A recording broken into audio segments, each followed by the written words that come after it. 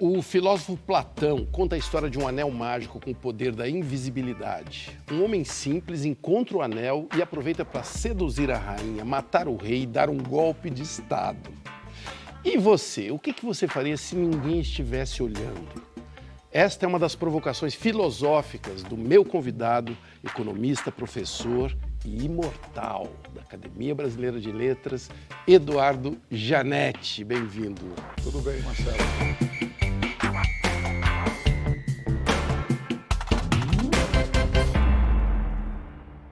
Imortal, mas não invisível, pelo que eu estou vendo aí. O Eduardo está falando desse livro aqui, O Anel de Giges, baseado nessa história do Platão aí que eu falei. No seu livro, o Giges, encontra o anel que deixa ele invisível, né? E ele sai fazendo um monte de maluquice, de coisa ruim para as pessoas.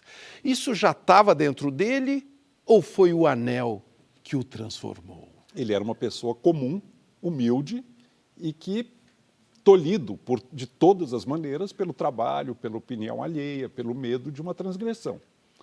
A hora que ele descobre o anel, se revela algum tipo de sonho adormecido, de potência, de poder, de riqueza, de tudo mais. Isso é o que está dentro de nós, Eduardo, e é revelado por algum poder que é nos dado? É assim que funciona?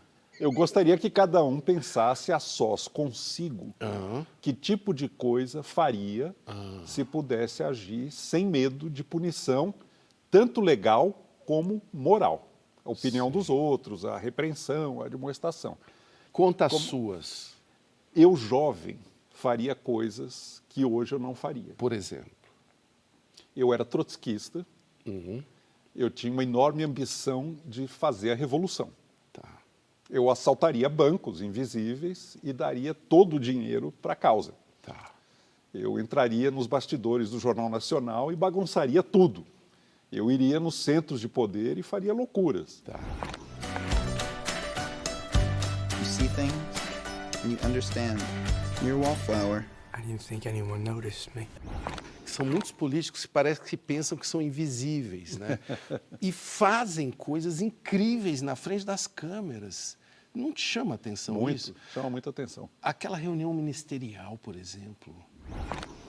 Então, para isso precisa ter um esforço nosso aqui, enquanto estamos nesse momento de tranquilidade, no aspecto de cobertura de imprensa, porque só fala de Covid, e ir passando a boiada. Independentemente do que se falou até ali, não parece uma coisa de Marcelo, crianças? Eu vou um pouco mais longe. Acho que para muitos que vão para cargos eletivos no Brasil, ser eleito é quase como ganhar um anelzinho de Giges. Agora eu posso barbarizar, chegou a minha vez, vou fazer tudo o que eu sempre quis e estava tolhido e não podia. Eu tenho certeza que se eles soubessem que aquele material em algum momento se tornaria público e seria veiculado na TV, eles não teriam falado muito do que falaram. Mas sabe o que me impressiona? É que eles sabiam que tinha câmeras filmando.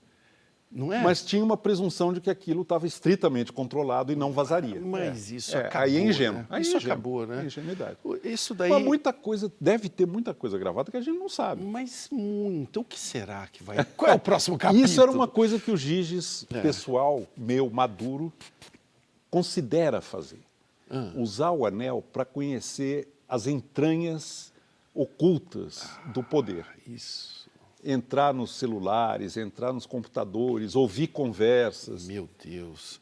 E depois vazar isso publicamente. Mas ele acaba achando que era melhor não fazer, Marcelo. Sabe por quê? Porque podia levar a uma conflagração e a um tipo de conflito violento que redundaria, em última instância, em benefício de quem quer violência. Por quê? Essa é uma dúvida que eu tenho, sabia? Às vezes parece que quanto mais se bate nos autoritários, nas pessoas que são a favor da censura, mais eles se empoderam. Mas é o jogo deles, é a linguagem deles. É isso mesmo? Então a gente tem que ter muito cuidado para não entrar num jogo de provocação. Sim, sim. Eu acho triste porque eu não sou uma pessoa violenta. Desde de criancinha eu sou uma pessoa muito calma. Eu odeio... Não, sai de perto de mim, cara. Deixa lá. Eu acho que a violência não leva a nada.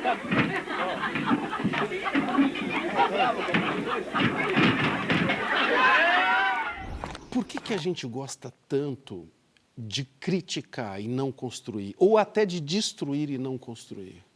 Não, porque a crítica é muito mais fácil, Marcelo, é cômoda. A crítica é cômoda, você não está colocando a sua cabeça a prêmio.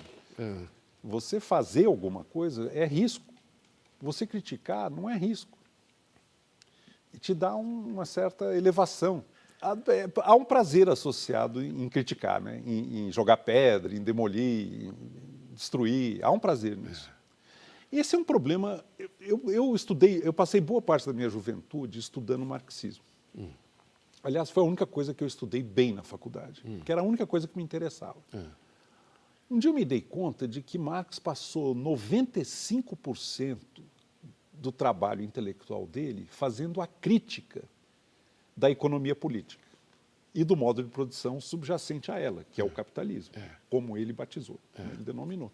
Ele passou 5% do trabalho dele pensando como seria a nova sociedade. O modelo que ele gostaria de propor. E aí é tão vago, Marcelo, mas é tão vago e é tão sem detalhamento, sem elaboração. Ele tinha um otimismo entranhado de que a sociedade não se coloca problemas que ela não é capaz de resolver. Sei. Eu gostaria de acreditar nisso. Sim. Eu não acredito nisso. Joga a bola lá na frente que depois vai a gente resolver. resolve. As soluções virão como frutas maduras Sim. no momento adequado. A experiência do século XX mostrou que há de errado nessa ideia. Sim. Planejar uma economia complexa a partir de um único ponto, que é um comitê de planejamento, é um delírio. É um delírio.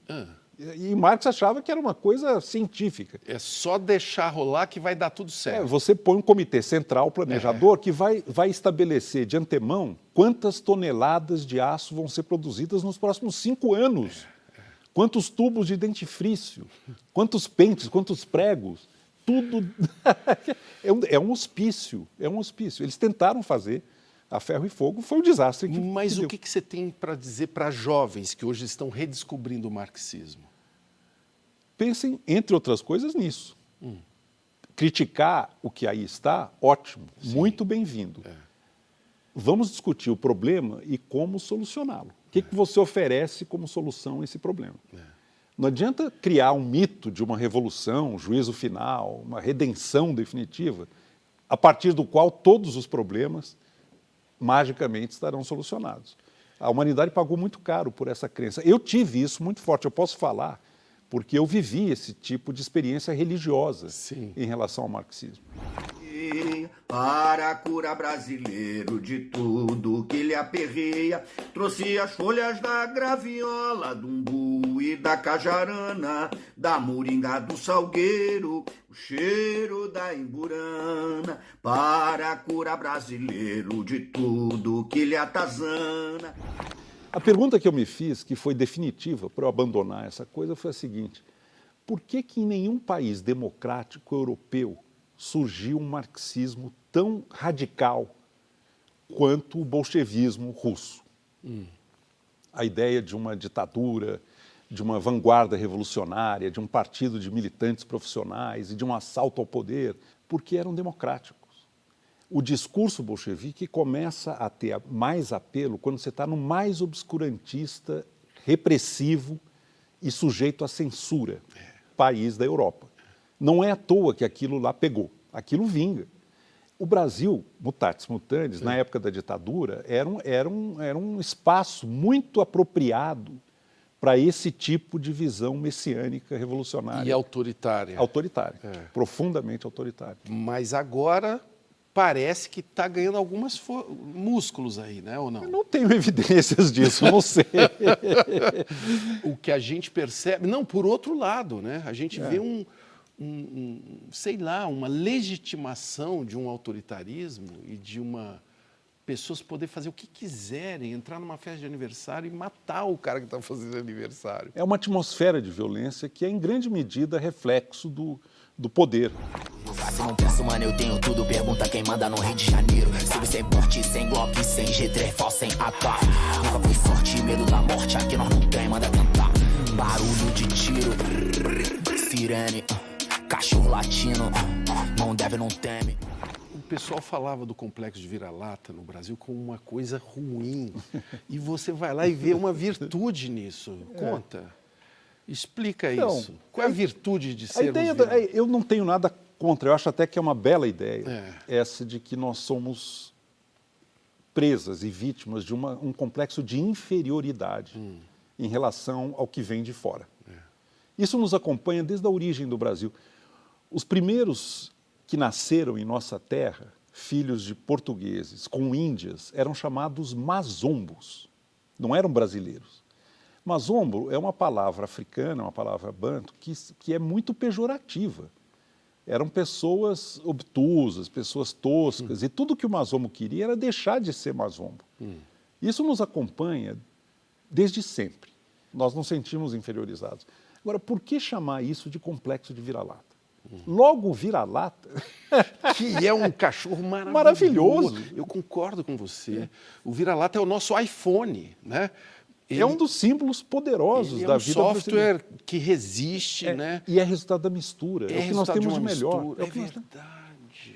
É uma injustiça com o vira-lata, é isso. Total. Eu concluí que o verdadeiro complexo de vira-lata é a ideia de que há algo errado em ser vira-lata.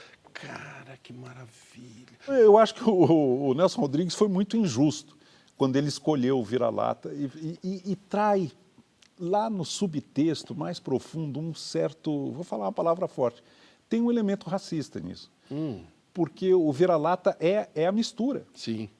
E quando ele fala do futebol, os ingleses ruivos, alvos, branquinhos, e os brasileiros, esses vira-lata. Não, peraí. Aí... Pô, Nelson, logo você que a gente ama tanto. Pois é, eu amo, né? O que eu teria de dizer aos jovens aos jovens de ambos os séculos é o seguinte: envelheçam depressa, com toda urgência, envelheçam. Não dá para falar de reconstruir esse mundo que capotou sem falar de economia, que é a sua área. Mas dá para falar de economia de um jeito que a gente entenda? Você consegue, né? Toda ideia tem que ser traduzida, e é passível de ser traduzida de uma maneira inteligível. Eu acredito nisso. O que pode ser dito com clareza. Embora o Nietzsche diga que uma ideia clara é uma ideia sem futuro. Porque ninguém vai ficar discutindo o que ela realmente seja. Mas esse é um provocador maravilhoso, profissional. Quer um exemplo do dia a dia? Assim, o preço da gasolina, né? Se fala aí que ele depende do exterior, né, do valor que ele tem lá no exterior, a cotação internacional. Antes era o governo que dizia qual era o preço. Não tem outra opção sem esses dois extremos? Não dá para fugir muito da realidade do mercado, Marcelo, não dá. Vamos supor, você fecha o mercado de petróleo no Brasil e você vai pagar agora o custo de produção do petróleo no Brasil. O que vai começar a acontecer? Eu compro petróleo aqui no Brasil pelo preço do custo de produção e exporto. Ganho uma diferença brutal. Você vai ganhar mais exportando do que processando e vendendo aqui. Você vai ter que fechar o mercado de exportação. Vai dar um monte de distorção. A economia é muito interdependente, interligada. Os produtos que usam muito petróleo, se você está num país que o petróleo é muito barato, vão começar a ficar muito baratos em relação ao resto do mundo. Dá um monte de distorção. A Venezuela chegou a vender gasolina mais barata que água mineral. O litro de gasolina era mais barato que o litro de água mineral. Você vê como está o país. Frangalhos, né? Começa a mexer, é uma coisa da espiral intervencionista. Você mexe num ponto achando que vai resolver o problema. Só que ao mexer nesse ponto, você cria 3 distorções... Que você não tinha visto. Você não tinha antecipado, não tinha visto. Aí você vai ter que fazer mais 3 intervenções para resolver as distorções que você não imaginou. Só que ao resolver essas 3, você cria 18 que vai ter que mexer. A Dilma entrou nisso. A Dilma foi uma espiral intervencionista. Ela começou a mexer em preço de gasolina, começou a mexer em coisas e aí distorceu o etanol. Porque se o preço da gasolina está defasado, o etanol não pode ser o preço normal. Aí teve que controlar. Aí quebrou o setor do etanol. Todo o setor de cana e açúcar começou a quebrar. E teve que dar subsídio. Aí começa... E o que ela fez de errado? Onde que entrou aí uma ideologia? Entrou uma ideologia aí, não? Podemos usar a palavra ideologia, mas eu evito certas palavras, Marcelo, porque eu acho que elas confundem mais do que esclarecem. O que aconteceu é uma coisa que tem acontecido no Brasil recorrentemente. O país tem um grande momento, um boom, a economia cresce, o país está confiante, todo mundo animado. Tivemos isso com Juscelino, 50 anos em 5. Tivemos isso no milagre econômico dos militares, gostemos ou não. Foi o momento que o Brasil entrou em euforia. Até com Copa do Mundo, 70, ninguém segura esse país. E tivemos com Lula, até o segundo mandato. Só que esses momentos, cria-se uma expectativa de que daqui para frente eles se perpetuarão. Aí o mundo e a realidade não comporta permanecer por muito tempo nesse caminho.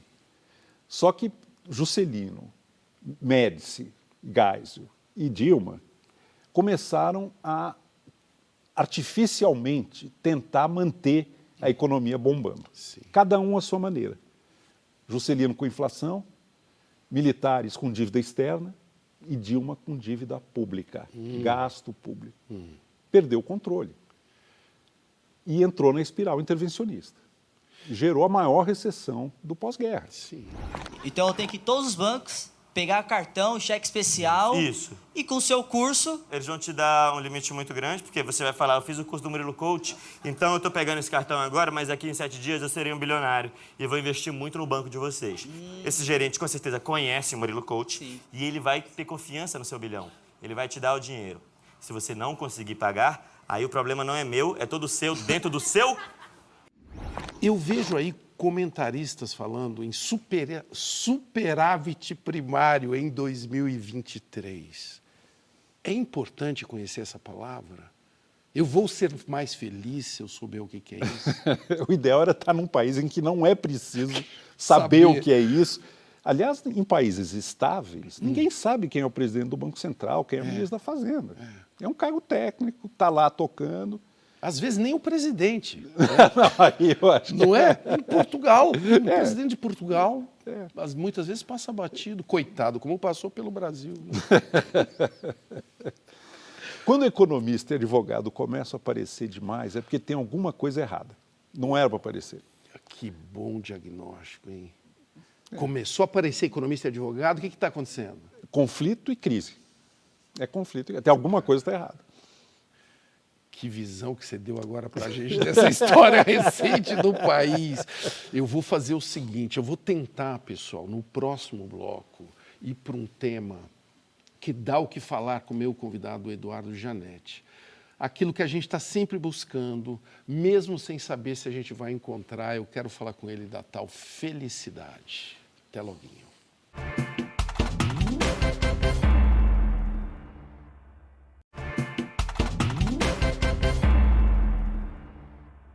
A inquietação de Luiz Tati.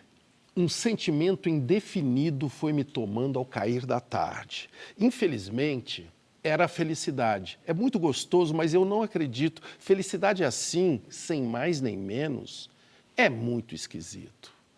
O meu convidado, o professor Eduardo Jannetti, está há anos mergulhado neste tema, a felicidade.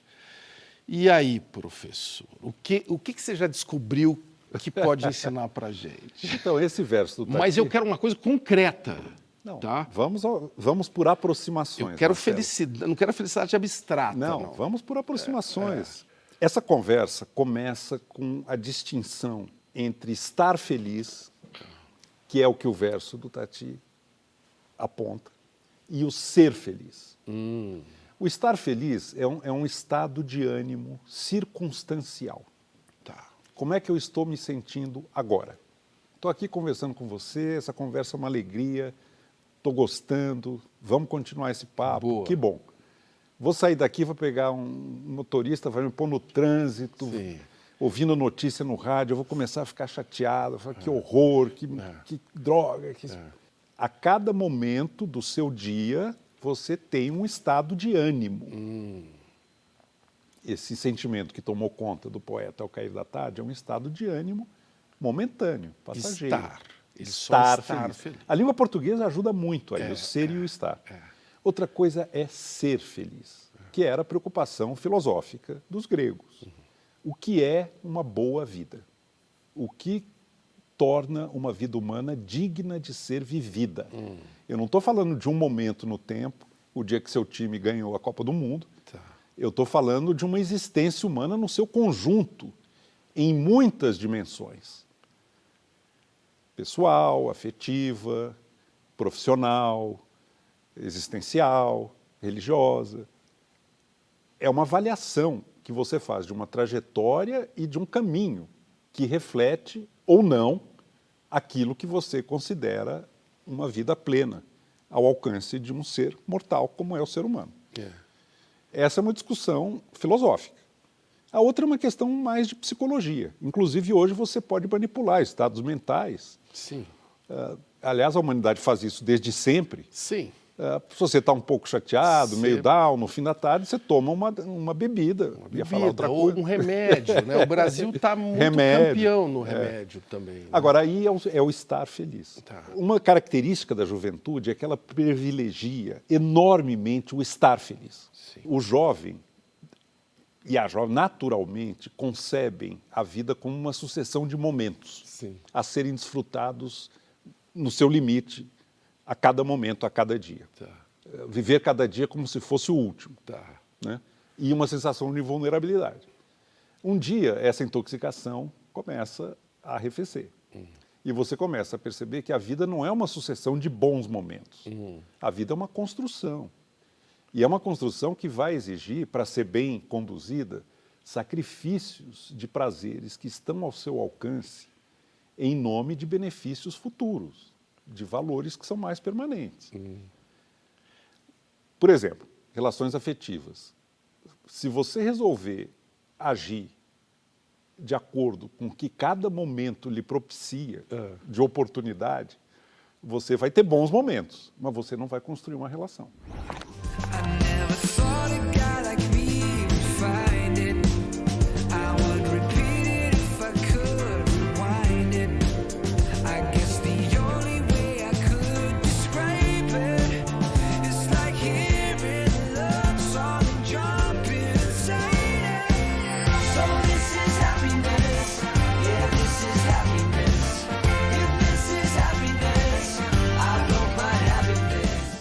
O ser humano nunca esteve tão confortável na sua história, né? Nós já tivemos períodos horrorosos, apesar das dificuldades todas que a gente tem hoje, né?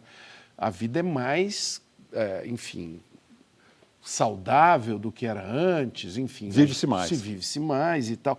Por que o conforto não trouxe a felicidade? Eu queria questionar a sua premissa. Boa. De que a vida nunca foi tão confortável.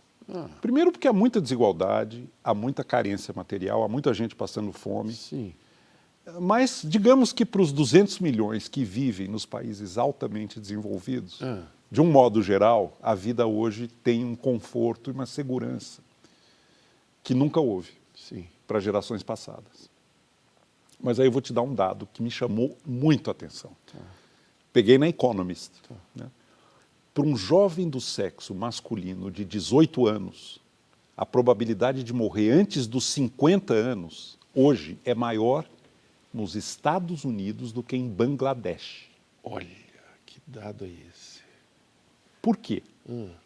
A categoria que os economistas e demógrafos estão usando é mortes por desespero.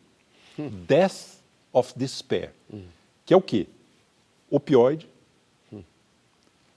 drogas, crack, cocaína, etc., heroína, fígado, alcoolismo e suicídio. Isso não é conforto. Mas isso diz o quê? Isso para mim, é a crise da ecologia psíquica. Assim como existe uma crise ecológica, o que nós estamos fazendo com a natureza, aí fora, no mundo, existe uma agressão ao psiquismo profundo do ser humano, que o processo civilizatório vai agravando. Assim como vai agravando lá fora a destruição da natureza. Existe um psiquismo arcaico, que é a herança evolutiva, assim como o nosso corpo, que não aceita de bom grado as interdições, as exigências, a lógica, a competitividade ferrenha desse mundo no qual nós estamos vivendo. Eu estou me reportando aos países altamente desenvolvidos. Claro, sim. Isso gera uma série de doença mesmo. Uma crise da ecologia psíquica, transtornos mentais. Isso aí é um tema que é muito caro ao Freud no livro dele, O Mal-Estar na Civilização. A civilização vai trazer conquistas num âmbito mensurável, anos de vida, conforto, consumo, viagens, etc., mas vai se pagar um preço altíssimo interno de mal-estar. Um mal-estar crescente do homem e da mulher consigo mesmos. E isso dá para ver no Brasil acontecendo também? Não. Eu acho que nós ainda não até pelo nosso fracasso civilizatório, nós não desenvolvemos essas patologias da hipercompetitividade e da métrica financeira, econômico-financeira, dominando toda a autopercepção e toda a comparação de sucesso ou fracasso na vida. Mas tem muita gente que olha os Estados Unidos como um modelo. Eu acho bom começar a olhar direito. É, né? Maripaz, qual que você acha que é o maior problema do país? Nós. Economista adora siglas. Nós temos o PIB, nós temos o IDH. Existe relação entre números e felicidade? Esses números conseguem medir o bem-estar? Então, a partir dos anos 60, 70, foi criado um índice de bem-estar subjetivo. Os economistas trabalhavam com a ideia de que quanto mais rico e próspero o país, mais felizes seriam as pessoas. Havia uma linearidade, uma correlação muito grande entre a afluência de um lado e a felicidade do outro. Aí alguns economistas resolveram perguntar para as pessoas se elas estavam se sentindo mais ou menos felizes. É o índice de bem-estar subjetivo. E apareceu uma anomalia muito curiosa. O aumento da renda se traduz em felicidade subjetiva quando você sai muito baixo. Você sai de uma renda muito baixa. Você estava muito desfavorável e aí você vai melhorando. Realmente você melhorou. Quando você chega num certo patamar de renda per capita no país, a renda per capita pode e continua aumentando e o índice de bem-estar subjetivo, que é mensurável, mas é baseado em enquete, é baseado em pergunta, ele fica estável, ele fica horizontal. Então, foi uma grande surpresa. Há toda uma literatura tentando entender por que é que renda não se traduz em melhoria de satisfação com a vida. Né? Que recado bom para quem está aí pensando em gastar a vida com isso, hein? É essa fantasia de que se eu ganhar na loteria, todos os meus problemas estarão resolvidos. Meu Deus, estou aqui no supermercado, mas parece que estou numa igreja, porque só escuto todo mundo dizer, meu Deus, Nossa Senhora, Deus me livre. A pessoa perde a confiança nos outros, acha que todo mundo que se aproxima está querendo uma lasquinha, querendo algum tipo de favor. A pessoa percebe que os problemas fundamentais da vida não são solucionáveis com dinheiro. Né? Não são. São solucionados com o quê? Talvez com nada. Mas com dinheiro, não. Dinheiro, essa resposta não vai te levar para um lugar. Não, é melhor ter do que não ter, não tem dúvida. Claro. E se você tem muito pouco, a vida fica muito prejudicada, aí não há dúvida. Não, começando pelo saneamento básico, inclusive. Né? Mas a partir de um certo ponto, sacrificar o seu tempo para ganhar mais dinheiro é muito duvidoso, é muito questionável. Eu sou muito mais cioso do meu tempo livre do que de ganho. Tá, esse que tem um valor. Esse tem um valor. Esse daí, para mexer nele... se eu não puder estudar todo dia, a minha vida fica... Está faltando alguma coisa, eu tenho que estudar. Eu gosto de estudar. Se eu não puder fazer isso... Te faz mal. Agora, se eu puder ganhar um certo dinheiro com o que eu estudei, tá bom.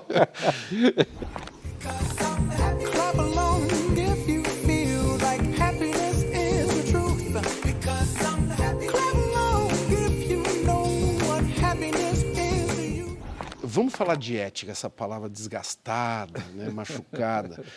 Tem uma definição que eu gosto que é de Rexis, que é a postura que tem a ver com as Olimpíadas, os gregos se preparando para defender a polis. Né?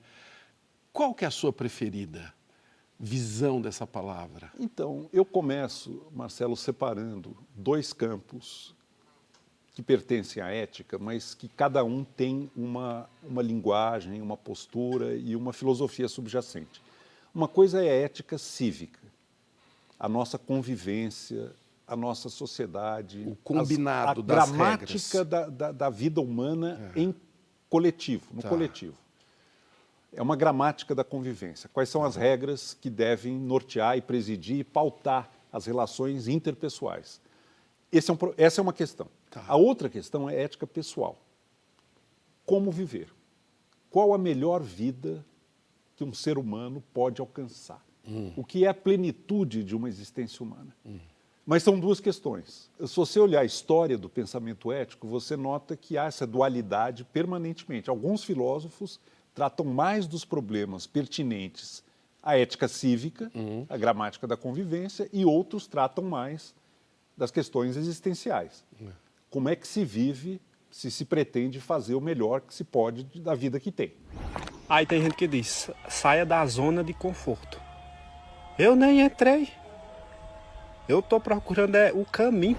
Ética tem a ver com felicidade? Essa é a pergunta do Anel de Giges. O Sócrates está argumentando que há uma convergência e que o mais ético é o mais feliz. Aí vem o irmão do Platão no diálogo, que é o Glauco, e fala, mas espera aí, Sócrates, você conhece a fábula do Giges? Ele ganhou o anel e aí ele pôde realizar a fantasia dele, o sonho dele de felicidade. Não tem nada a ver com ética. Sabe o que o Sócrates responde?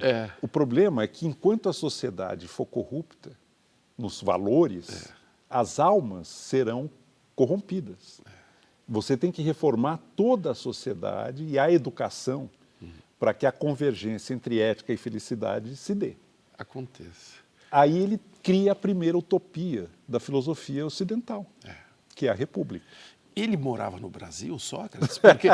Porque ainda tem uma coisa sobre o Sócrates, que ele foi querer ser ético e morreu, assim, estraçalhado. Assim, ele foi, né? Ele escolheu morrer. Marcos. Ele escolheu? Ele escolheu Não morrer. tem como ficar vivo e ser Não, ético? ele escolheu porque ele foi condenado por estar corrompendo os jovens atenienses, foi preso. Um amigo dele entrou na cela e disse, eu corrompi o guarda, você pode fugir. Ele falou, não, os atenienses me condenaram e se eles me condenaram, eu livremente prefiro acatar, ética, acatar a condenação que me foi imposta. Ele fica lá, o navio chega, precisava chegar um navio, aí ele é executado. Mas ele escolheu. Já no julgamento, todo mundo achou estranho que na defesa que ele faz, ele não usa retórica. Porque ele poderia usar retórica e levar a família dele para chorar no tribunal. Claro. Podia ter fugido. Ele é o Sócrates, ele daria um show ali. Ele fala, não, eu não quero ser absolvido apelando. Ética. Eu não quero ser absolvido de uma maneira sorrateira, usando os sentimentos, as emoções baixas do tribunal. Eu quero ser racionalmente absolvido. Aí ele faz um discurso bom. Se entregando.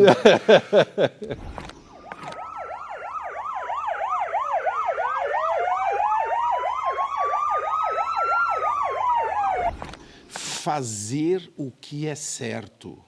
Independente das consequências. É um caminho para viver bem? Eu acho que sim. Agora não podemos idealizar de duas maneiras. Achar que não vai haver dilemas e conflitos, porque há. E não vamos achar que há alguma fórmula de regeneração da sociedade que vá garantir de antemão que ética e felicidade convirjam necessariamente. Esse é um sonho que perpassa a história do pensamento humano. Rousseau, Marx, todos os projetos de grande mudança da sociedade trabalham com a ideia de que o que está errado é a estrutura, é a educação, a pedagogia. Se a gente fizer tudo certo, as pessoas vão virar anjos, como não viram. Não passe de margem, não viram. É bom a gente ter essa conversa para poder olhar para o ano que vem. Né? Precisamos olhar assim, né? Sim, sim. E também eu acho que é perigoso criar uma expectativa muito grande. Vai ter problema, vai ter questões muito árduas a serem resolvidas. Quais são os principais? Você não vai querer estragar o programa. Mas tem um problema fiscal no Brasil que vai ter que ser endereçado. Sim. Nós temos uma dívida alta, com um juro muito alto. Se esse juro continuar por muito tempo elevado, essa dívida vira uma bola de neve e vai ter problema de inadimplência do Estado. Então, vai ter que se criar algum tipo de horizonte de que o endividamento público não vai continuar, seguir crescendo como ele cresceu nos últimos anos. E esse governo, infelizmente, deixou muitas bombas armadas para o ano que vem, que vão ter que ser desarmadas. Entre elas, o orçamento secreto. Que como a palavra diz, a gente não sabe, né? E que sequestra o orçamento, o executivo não manda mais em nada, virou um parlamentarismo de usurpação. Eu erro muito, cara. Eu erro muito. Meu mal tá aí. Meu erro tá aí, errar demais. Nós passamos aqui por 2 superpoderes com o meu convidado. Invisibilidade, felicidade. No próximo bloco eu vou falar com ele, o economista e escritor Eduardo Jannetti, sobre o mais poderoso dos poderes que ele conquistou neste ano de 2022, a imortalidade. Até mais.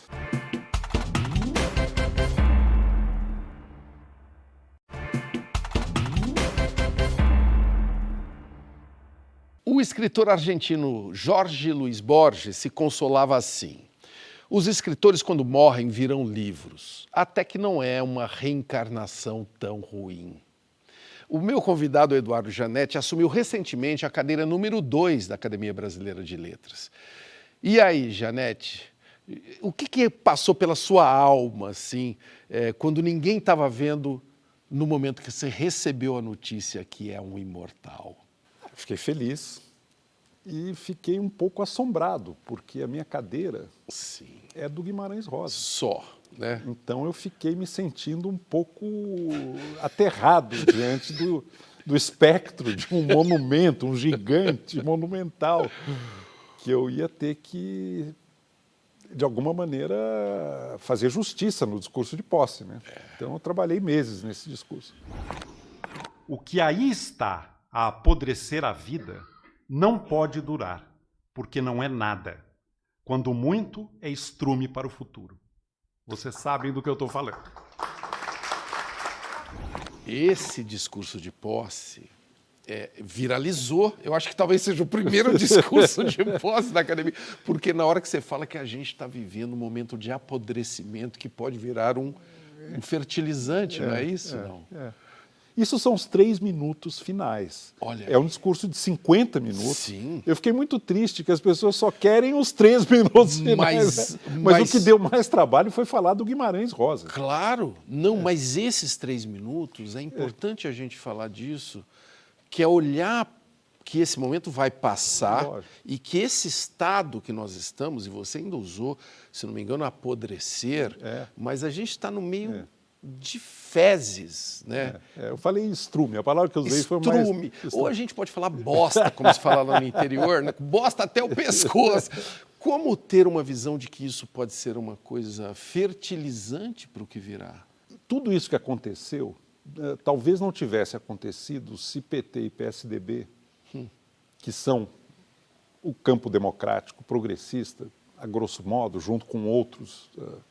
mas esses são os 2 principais, não tivessem se separado durante o período da redemocratização e aberto o flanco para que um outsider total, numa aventura inominável, péssima, horrorosa, tomasse o poder. Então, o descrédito da institucionalidade política brasileira tem muito a ver com a incapacidade do campo democrático progressista de se coordenar e trabalhar junto naquilo que tem de comum, que é muito. Sem dúvida. Hitler, na Alemanha, se beneficiou enormemente das brigas entre os social-democratas e os comunistas. Os social-democratas achavam que os maiores inimigos eram os comunistas, e os comunistas achavam que os maiores inimigos eram os social-democratas. Enquanto isso, ele nadou de braçada, usando o rádio e o cinema, que eram as novidades tecnológicas da época. Agora Rede social. Usando fake news. Fake news, A história se repete, né? Então, se a gente não colocar a nossa união acima das nossas diferenças que existem, são legítimas, nós vamos facilitar a vida daquilo que afronta a todos nós muito mais. O que significa o uai tem base num trem desse, não? Bom. Você falou do Guimarães Rosa, tem um peso especial que é Minas Gerais, né? Na sua vida. Me conta um pouco desse lugar que você vai, inclusive, para escrever livro, né? Numa pousada em Tiradentes. Que cápsula é essa que você... Então, eu nasci em Belo Horizonte, embora os meus pais já morassem em São Paulo. E eu cresci em São Paulo.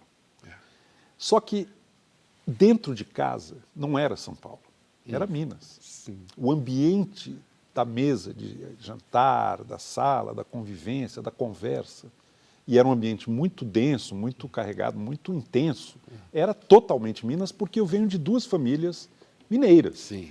A família Pinheiro e a família Janete. Quando você fala desse ambiente mineiro aí na sua casa, é a conversa? O que isso quer dizer o quê? É um modo de ser. É um modo de ser. Eu pensei muito sobre isso. Em relação ao meu pai era uma figura muito característica da psicologia mineira, mas da velha Minas. Uma das características que até eu luto um pouco contra ela, você não deve demonstrar ambição. É feio ser ambicioso. Há algo de pecaminoso numa gana, numa ambição. O meu pai era isso a vida inteira, né? Outra coisa que eu aprendi dele, que eu respeito demais, é o respeito à diversidade da pessoa humana. Essa é a expressão que ele usava. Um imenso respeito à diversidade da pessoa humana. E ele praticava isso. Não era fala, não. Ele realmente aceitava as pessoas como elas são. E entendia que a fauna humana, como ele falava, é muito diversificada. E é boa, né? É boa. E é bom conviver com ela. A minha mãe era coisa estética. Minha mãe que me ensinou a grandeza de Carlos Drummond de Andrade, de Guimarães Rosa, de João Gilberto, de Dorival Caymmi. Ela tinha os discos em casa, ela lia esses autores e ela transmitia a emoção estética desses grandes brasileiros, né? Alguns de Minas, outros de outros Vira-latas de vários lugares. Vários né? lugares, exatamente. Eu sou da América do Sul, sou da América do Sul, yeah. Sei vocês não vão saber, mas agora eu sou cowboy, sou do ouro, eu sou vocês, sou do mundo, sou Minas Gerais. Muitos anos depois eu encontrei em Tiradentes, uma cidade encantadora, o local ideal para trabalho. Sim. E onde eu escrevi 6 livros. Sim. Esse retiro que você faz para escrever é o seu anel de Giges? De certa maneira. Você fica invisível, né? Mas eu fico invisível não para aprontar, mas para me concentrar. Para não ser distraído, né? Para não ser distraído. Por você mesmo até, né? E pelo mundo, pelas coisas. Eu pego o meu celular, coloco dentro de uma maleta, ponho a maleta dentro da mala, ponho a mala dentro do armário, fecho o armário, a chave, pego a chave e ponho dentro da gaveta. Tá parecendo o coração do Dom Pedro I, né? É para não... Se eu quiser mexer naquilo, eu vou ter que passar 1000 etapas. E 7 chaves. Então, você trancou as 7 chaves do smartphone. Isso. O computador eu só uso para escrever. Não ligo a internet. Ah, não. Não leio jornal, não vejo TV, não ouço rádio. Se alguma coisa muito importante acontece, alguém na pousada me fala. E se alguém precisa falar comigo, é pelo telefone fixo, que ainda existe. Claro. Existe e está lá sem fazer nada, coitado. Alô? Alô, eu queria fazer um pedido, por favor? Pode ser. Eu queria ser muito mais feliz do que sou. Hã? Eu, quando volto lá de Tiradentes, eu penso sempre a mesma coisa. Eu falo, não é que eu fiz lá, em 2 meses, o que eu levaria 3 anos em São Paulo. O que eu fiz lá em 2 meses, eu não faria em São Paulo, mesmo que eu tivesse todo o tempo do mundo. É outra qualidade. Você não chegaria naquele lugar. Eu não chegaria. Hoje eu fui na Rua Augusta, em São Paulo. Daí eu vi um ônibus, um ponto de táxi, vi um poste pintado, uma grade pintada, um muro pintado, um prédio pintado, um chão quebrado, vi um coelho. Tem uma linha evolutiva no seu pensamento? Você vê um arco de você começou assim e chegou ali? Eu era bem acadêmico no início, né? Os meus primeiros livros ainda têm certos cacoetes e certo formato mais disciplinado do ponto de vista da academia universitária. Com o tempo eu fui conquistando uma possibilidade de não me ater a isso e fui prestando mais atenção no cuidado do acabamento da escrita. A grande luta para mim, Marcelo, é pensar a partir de mim. Todo o meu treino de filósofo, de economista aqui na USP, no Brasil, na minha formação, era o seguinte: pensar o mundo como um grande autor pensou. E você se coloca no lugar de um grande filósofo. E é muito pouco exercitado o movimento de identificar um problema e pensar por você mesmo. Partir de você uma questão e você caminhar com as suas próprias pernas no desenvolvimento de uma reflexão sua daquela questão. E até hoje eu tento me libertar disso, porque toda vez que eu identifico uma questão, um problema, meu impulso inicial, o que Rousseau disse, o que Hegel disse, Sim. o que Nietzsche disse, o que Demócrito... Eu falo, não, é bom saber isso, é fundamental saber isso, mas eu não posso ficar fazendo a exegese parasítica do pensamento alheio. Né? Eu tenho que pensar, eu luto por pensar. O que você tá fazendo aí pegando sereno? Imaginando a vida. Você tem alguma tentação irresistível? Várias. Alguma que você possa dividir na TV Cultura, neste momento? Tentação irresistível. Tentação. Não, eu às vezes tenho muita vontade de beber. E eu não consigo resistir. E eu acabo, às vezes, bebendo mais do que eu deveria. Eduardo Quagliato, o que é aquele shot que ele toma na Camelo depois de comer a pizza? Falando disso. O Eduardo, a Camelo é uma pizzaria tradicional de São Paulo, maravilhosa. Me pegou no pulo. É uma dose de felicidade. Aprendi com meu pai. Meu pai, Chopp Steinheger. Chopp Steinheger é uma combinação letal, é matadora. É incrível. Eu nunca imaginei o seu pai mineiro com ele gostava. Influências europeias. Você sabe que meu pai não tomava nada não alcoólico? Olha. Ele só tomava bebida alcoólica. Como? Uma água? Vinho, cerveja, batida, caipirinha, uísque. Ele não tomava outra bebida. Mas não era um bebum, não. Sim. Ele não era, ele não ficava bêbado. Não. Ele podia até beber muito, mas não ficava exaltado. Sim. Eu sou assim também, eu não me exalto. Tá. Felizmente, isso eu estava conversando outro dia com um amigo. O que me afastou, o que me preveniu, o que me impediu de virar um alcoólatra é que, em vez de ficar exaltado, eu fico com sono. Aí eu vou dormir. Para sua sorte, você vai dormir, né? Mas tem gente que fica exaltada e vai mais, e vai mais, e vai mais. E aí não tem fim, né? Como eu fico com sono, eu falo, não, para mim já deu. Já deu. Saudade de andar por aí, vento na cara e ninguém pra assistir. Falar o que penso sem ter que acertar, sabe a sensação de só existir. Imortal também morre. Como que você quer ser lembrado?